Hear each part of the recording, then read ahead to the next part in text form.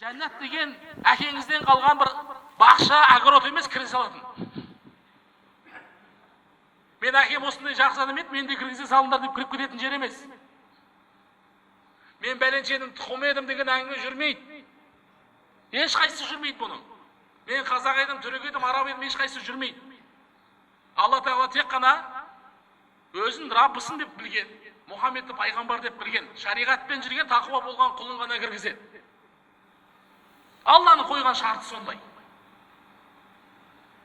Біз әбден неге үйренгенбіз?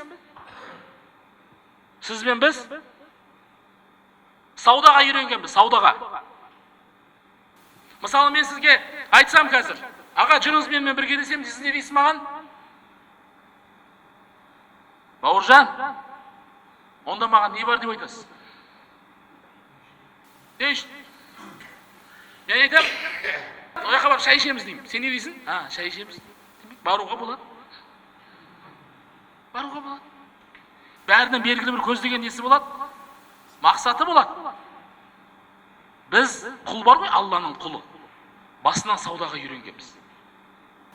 Бәріміздің көздеген мақсатымыз сол.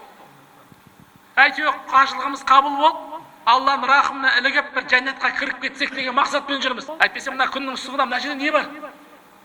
Айттым ғой, бұл жерден ең басты алып кететін нәрсе, дүние ең басты құндылық ол тақуалық. Тақуалық деген сөз шариғатпен жүру. Алла тағала оны да шешіп қойған. Мен тақуа болсам саған не болады деп, маған не болады деген сұрақ келетін да.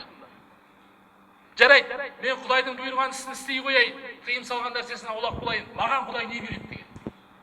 Біздің ғалымдар айтады, сен Алладан қорқып, Алланың бұйырғанын орындап, тыйым салған дүниесінен аулақ жүрсең, Алла сені сақтайды, балаңды сақтайды, отбасыңды сақтайды, немереңді сақтайды, жет ұрпағыңды сақтайды. Кепіл. Құранда үлкен дәлелі бар. Ашып оқыңыз Кәһф сүресінде.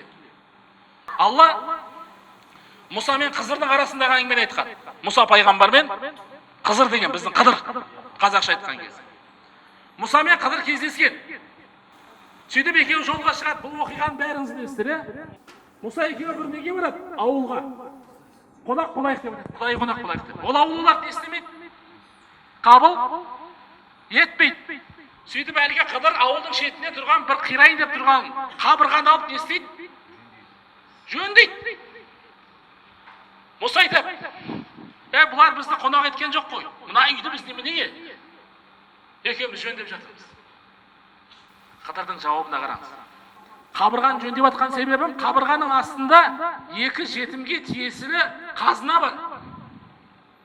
Екі жетімге тиесілі қазына бар. Бұл қабырға құласа, анау қазына көрініп қалады. Мен сол ешкім алып кетпесін, қабырға құламасын деп қабырғаны неғып жатырмын? Сылап жатырмын. Неге десең дегенде, Қызыр айтқан, бұл екеуінің, екі жетімнің әке шешесі тақуа жақсы құлдар еді. Әке шешесі жақсы тақуа құл еді. Өзіңіз ойлаңыз, ана екі жетімнің ақсын жек кетпесін деп Алла Қыдырды жіберіп жатыр. Не үшін? Бірақ себеп, әкесі тақуа болған әке шешесі. Біреу-ақ. Содан біздің ғалымдарымыз сүйеніп айтады, сен тақуа болсаң, Алла тағала сенің балаңды сақтайды. Кейбір риуаяттарда сен тақуа болсаң, балаңның баласын да сақтайды. Үлкен ғалымдарымыз айтады екен, Суфиян Саури секілді ғалымдар, баласына қарап, Алла сені ертең аман есен сақтасын, қандай да бір жамандыққа ұрынып қалмасын деп, мен күндегі намаздан артық намаз оқимын, Құдай сені сақтасын деп. Құдай сені барша жамандықтан алып қалсын деп. Сондықтан, құрметті қажылар, үлкен бір мүмкіншілікті беріп отыр Алла. Тақуа болатын. Тақуа болатын үлкен мүмкіншілік беріп отыр. Сондықтан, сіз бен біз әлгі Алланың аятта айтқанындай, азық алыңдар, азықтың ең жақсы тақуалық деп айтқан насихатын ала білсек, сіз өзіңіздің отбасыңыз жақсы болады, өзіңіз де жақсы болады. Сіз жақсы болсаңыз, Алла біздің елімізді қорғайды. Сол мүмкіншілікті толықтай атқарып, толықтай жасауды Алла тағала сіз бен бізге нәсіп етсін. Тыңдағандарыңызға рахмет.